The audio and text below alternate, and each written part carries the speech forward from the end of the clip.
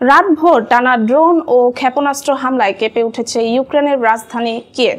শনিবার মধ্যরাত থেকে রোববার ভোর পর্যন্ত রুশ বাহিনী একসঙ্গে 595টি ড্রোন এবং 48টি ক্ষেপণাস্ত্র নিক্ষেপ করে।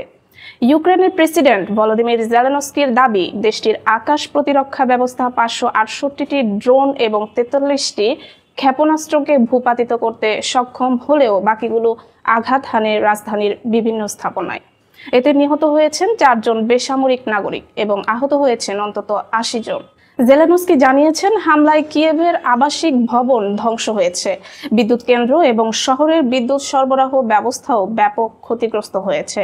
তিনি যুক্তরাষ্ট্র, ইউরোপ, G7 এবং G20-কে রাশিয়ার বিরুদ্ধে আরও কঠোর শাস্তিমূলক পদক্ষেপ নেওয়ার আহ্বান জানিয়েছেন। সবচেয়ে বেশি ক্ষতি হয়েছে কিয়েভের শহরতলি এলাকায়। রয়টার্সের সাংবাদিকরা সরজমিনে গিয়ে দেখেছেন একাধিক আবাসিক ভবন সম্পূর্ণ ধ্বংস হয়ে গেছে।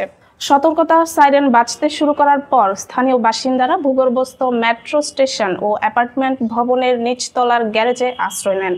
অন্যদিকে রুশ সেনাবাহিনী দাবি করেছে তাদের হামলার লক্ষ্য ছিল কেবল সামরিক স্থাপনা, বেসামরিক কোনো এলাকায় তারা আঘাত হানেনি। তবে ইউক্রেন সরকার এবং আন্তর্জাতিক গণমাধ্যমের প্রতিবেদন ভিন্ন চিত্র তুলে ধরেছে। বিশ্লেষকরা বলছেন, ইউক্রেনের রাজধানীতে হামলা জোরদার করার পেছনে পুতিনের কোনো ভিন্ন উদ্দেশ্য থাকতে পারে। পুতিন কিয়েভ জয় করতে চান কিনা সেই শঙ্কাও উড়িয়ে দিচ্ছেন না অনেকে।